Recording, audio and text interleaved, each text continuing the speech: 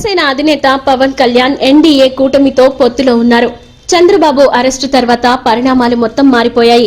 బీజేపీని పవన్ సంప్రదించకుండానే టీడీపీతో కలిసి వెళ్తామని ప్రకటించారు. ఇక అప్పటి నుంచి జరిగిన పరిణామాలు పలు సందేహాలకు తోవనిచ్చాయి.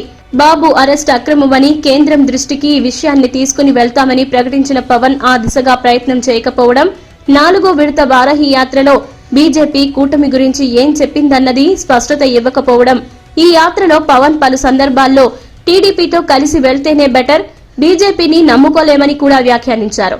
ఈ విషయాలపై విన్న ప్రజలందరూ అయోమయానికి గురయ్యారు. అవకాశం కోసం చూస్తున్న వైసీపీ నేతలు ఎన్డీఏ నుంచి పవన్ బయటకు వచ్చినట్లు ప్రచారం చేయడం ప్రారంభించారు. టీడీపీ, జనసేన నేతలు, కార్యకర్తలు ఆందోళనలో పడ్డారు. 2 తెలుగు రాష్ట్రాల నుంచి పవన్ ఒక్కరే ఎన్డీఏ కూటమిలో ఉన్నారు. ఈ ప్రచారంతో పవన్ కూడా ఆ కూటమి నుంచి వేరయ్యారా అని సందిగ్ధంలో పడ్డారు నేతలంతా. పవన్ కూడా తమ కూటమి గురించి అయోమయానికి గురవుతున్నారు. బీజేపీ విషయంలో పవన్ చేస్తున్న వ్యాఖ్యలు రాజకీయంగా గందరగోళానికి దారితీస్తున్నాయి. ఎన్డీఏ నుంచి బయటకు వచ్చి మరీ టీడీపీకి మద్దతు ఇచ్చానని ఆయన ప్రకటించడంతో జాతీయ మీడియా కూడా ఎన్డీఏ నుంచి మరో పార్టీ బయటకు వెళ్లిపోయిందని ప్రచారం చేసింది.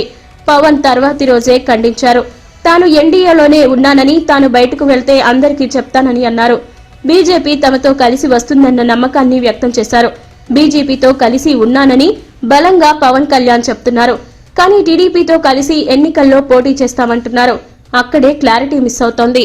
బీజేపీతో కలిసి పోటీ చేస్తే ఓట్లు వస్తాయి గాని సీట్లు రావని, టీడీపీతో కలిసి పోటీ చేస్తే గెలుపు ఖాయమని విశ్వసిస్తున్నారు. టీడీపీతో పోటీ చేయడం ఖాయమని నాదెండ్ల మనోహర్ నేతృత్వంలోని సమన్వయ కమిటీని నియమించుకుంటున్నామన్నారు. బీజేపీ కూడా కలిసి వస్తుందని పదే పదే చెప్తున్నారు. అసలు బీజేపీ ప్రస్తావన తీసుకురావాల్సిన అవసరం ఏంటి అని రాజకీయ వర్గాల ప్రశ్న. ఏపీ రాజకీయాలపై ఫోకస్ చేసేంత తీరిక, ఓపిక రెండూ లేవు బీజేపీ హైకమాండ్ కి.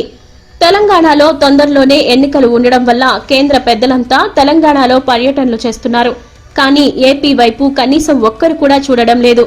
ఏపీ నేతలే ఢిల్లీలో పడిగాపులు కాస్తున్నారు. అప్పుడెప్పుడో ఎన్డీఏ మీటింగ్ కు పవన్ ను ఆహ్వానించారు. ఆయన వెళ్లి వచ్చారు. తాను చెప్పాలనుకున్నది చెప్పానని పవన్ అంటున్నారు. కానీ బీజేపీ హైకమాండ్ ఇక్కడ రాష్ట్ర నేతలకు సమాచారం ఇవ్వకపోవడంతో, ఎలాంటి విధానాన్ని పాటించాలో చెప్పకపోవడంతో వారికి స్పష్టత లేదు. పొత్తులపై కేంద్ర పార్టీ ఆదేశాలకు అనుగుణంగా వెళ్తామని చెప్తున్నారు. కానీ అక్కడి నుంచి ఏ ఆదేశాలు రావడం లేదు. ప్రెజెంట్ ఏపీలో రాజకీయ పరిస్థితులు గందరగోళంగా ఉన్నాయి. బీజేపీ తనతో కలిసి వస్తుందని, టీడీపీతో పొత్తుని ఆహ్వానిస్తుందని స్వతంత్ర నిర్ణయం తీసుకున్నారు పవన్. కానీ ఇప్పటి వరకు బీజేపీ దీనిపై స్పందించకపోవడంతో పవన్ కూడా ఒత్తిడికి గురవుతున్నారు. ఇంకోవైపు బీజేపీ నుంచి కూడా పవన్ కి ఒత్తిడి వస్తోంది అన్న వాదన వినిపిస్తోంది. ఈ అంశాల మధ్య పవన్ నలిగిపోతున్నారు. బీజేపీ కూడా గోడ మీద పిల్లిలా వ్యవహరిస్తోంది అంటున్నారు రాజకీయ విశ్లేషకులు. ఒకసారి జగన్ ని సపోర్ట్ చేస్తూ భేటీలు నిర్వహిస్తోంది. ఇంకోవైపు జనసేన, టీడీపీ పొత్తుతో ఊగిసలాడుతోంది. ఈ వ్యవహారమంతా ఒక కొలిక్కి రావాలంటే ఎన్నికల నోటిఫికేషన్ రావాల్సిందే.